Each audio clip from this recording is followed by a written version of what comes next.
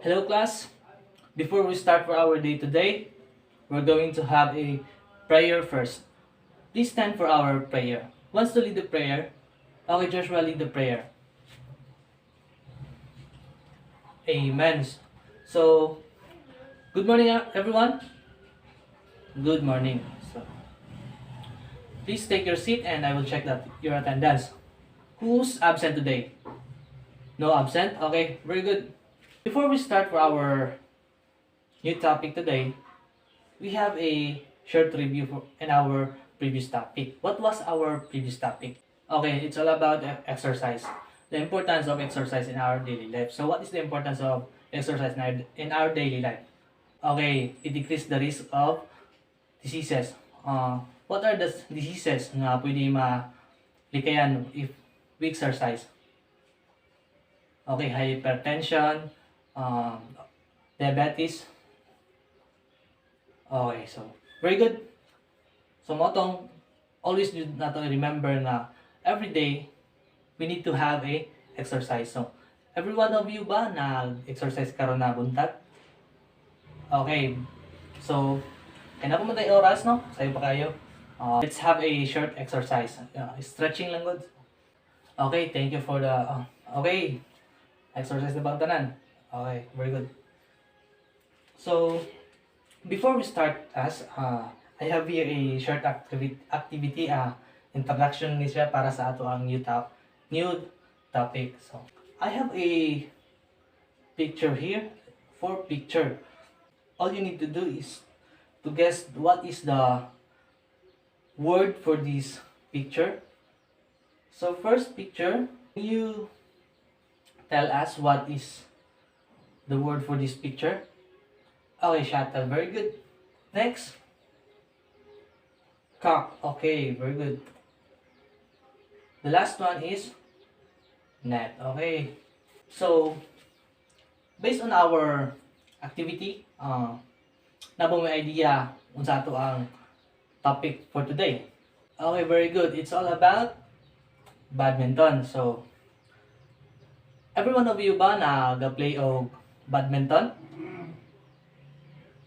Okay, tagsar kayo no?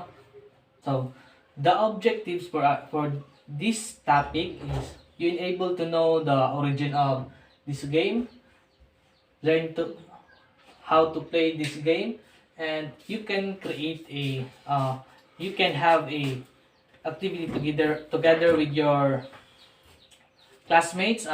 Later we'll have a group activity. But later on we're going to play a badminton. But for now, let's focus here. We'll focus at the ring. So badminton, what is badminton? Can you please read everyone? Okay. Badminton is a racket sport played using rackets to hit a shuttlecock across a net.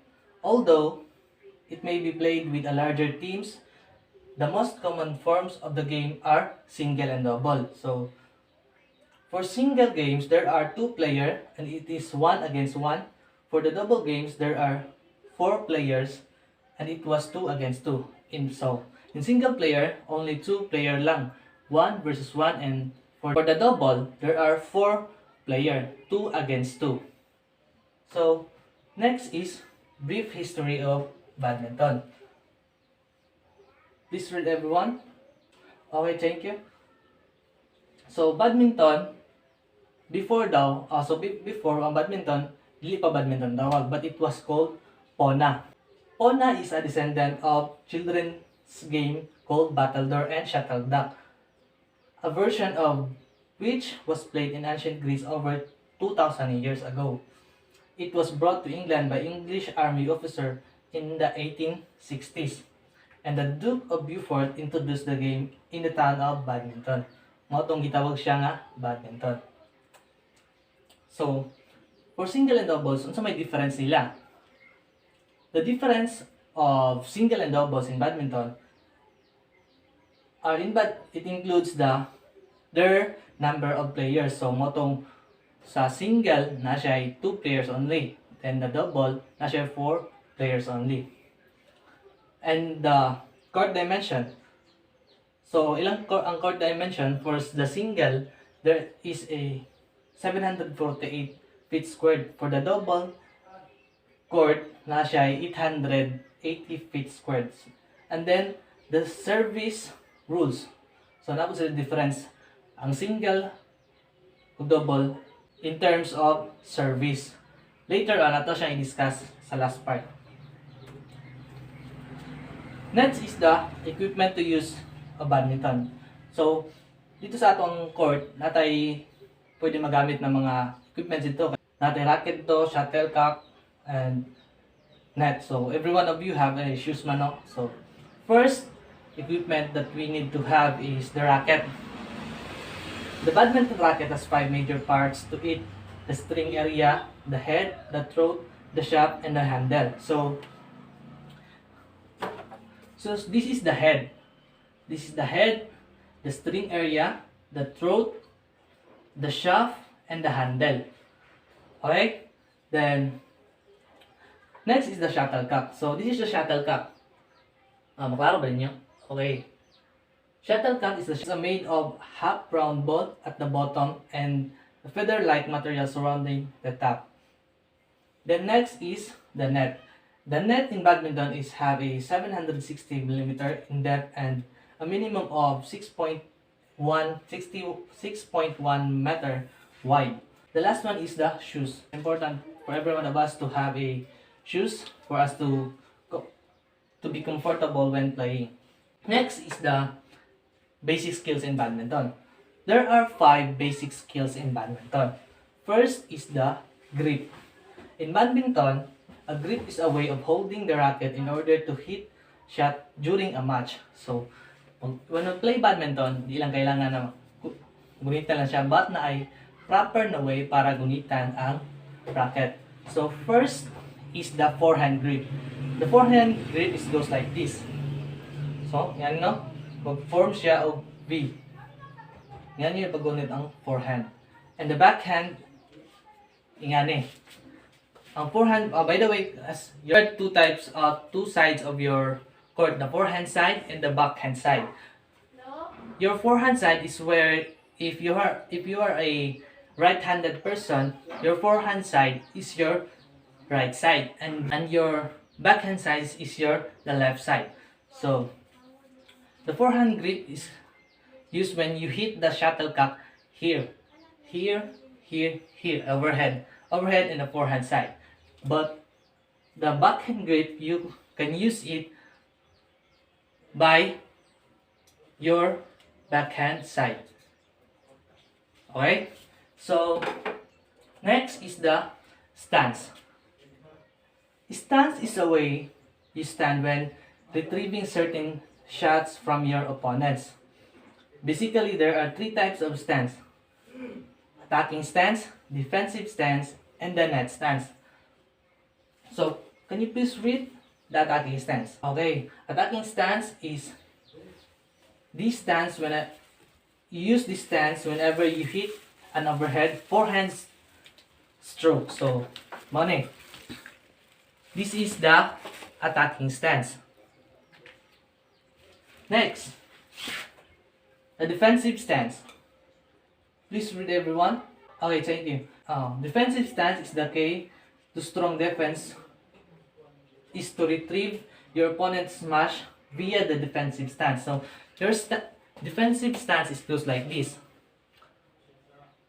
This is the defensive stance. You can hit the shuttlecock using your backhand,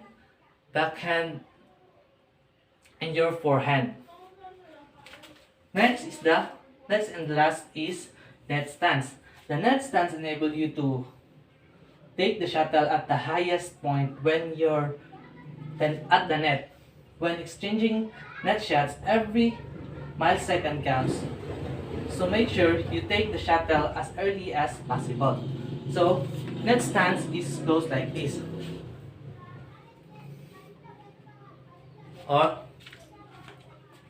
Okay. Next class is the serve. Serve and other necessary skills you need to master in badminton. A good serve is likely to get you points and may give you some advantage during the rally. So it's important to have a good serve when we play badminton. And there are two types of serve, the high serve and the low serve. So the high serve, it is a serve using a forehand serve, using a forehand. And the low serve, it is a way of using our backhand, and this is also called backhand serve and yeah, forehand serve. High serve is used when you want to force your opponent to run to the back of the court by hitting the shuttlecock towards the rear end of the court. So, and the low serve is used to bring the opponent forward by hitting the shuttlecock toward the front of the court. If you manage to send a fabulous low serve, the opponent would have to dash forward and move under the shuttle to return it. Depending on the quality of the return, you might be able to return the shot with a net kill or smash. Next is the footwork. Footwork is very important. Footwork is another vital skill for badminton. Footwork is very important because it enables you to adjust your speed according to the speed of the shuttlecock. The players have limited space to move around, so good footwork is imperative. So with proper footwork, you'll be able to conserve energy and facing shots coming towards you from any direction. And there are 6 basic footwork in badminton. First is the front forehand corner. Second is the front forehand corner. Next is the forehand defense, backhand defense. And fifth is the rear forehand corner. And the last one is the rear backhand corner. So I will show you how to perform this footwork. Okay, I have a video here for our footwork. This is my demo class.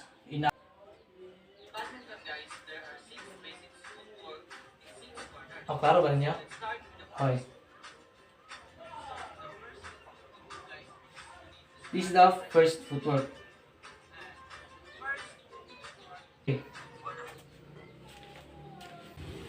Okay, that's the basic 6 footwork in 6 corner. So the last skill is the smash. The smash shot is hit with power and speed downward into the opponent's court. The angle and the stiffness of the shuttlecock's trajectory make it harder for the opponents to retrieve and return. Next is the scoring in badminton. So, can you please read everyone? A point is scored on every serve and awarded to whichever side wins the rally. So, rally means kanang magpasahanay your opponent send the shuttlecock towards you and you send back the shuttlecock towards your opponent. The winning side gets the next serve. So, kung isa ito makadaog atong nga rally, the next serve ang makadaog mo ito next na mag-serve. So, if the score is 20-20, a side must win by 2 clear points to win the game.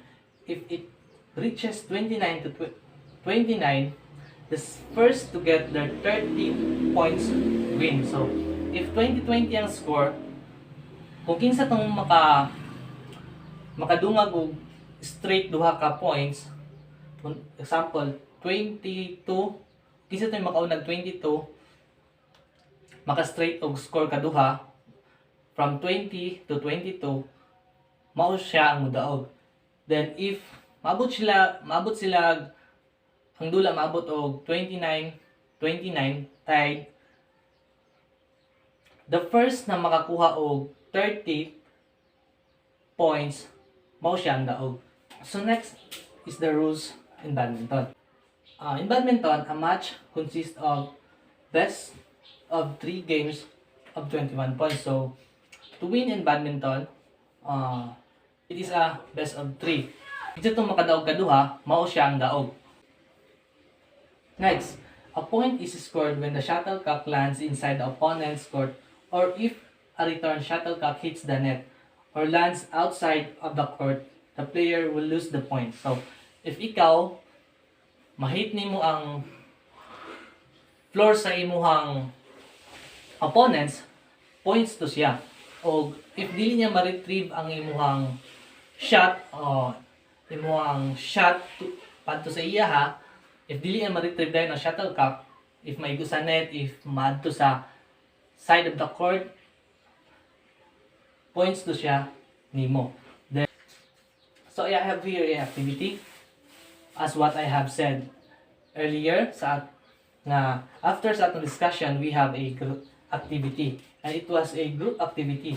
You will group yourself into 4 and discuss what you have learned in our discussion. And after 15 minutes, you will present it in a class. So, every one of you ba nag-learn about badminton? Okay, very good. So, karon maadto ta sa court, we'll perform kung sa atong na learn sa atong discussion. Especially sa skills, ato siyang i-perform dito sa courts. So, together with your group mates. So, mga to siya class, nag-learn ba mo sa ato ang discussion today, sa ang topic? Nag-enjoy ba mo sa ato ang activity? Okay, very good. So, for the next meeting, nakay assignment diri nihato sa inyo all you need to do is you write what is the differences between single and double using a Venn diagram. So that's all for today. Goodbye everyone. Please stay safe and enjoy your weekend.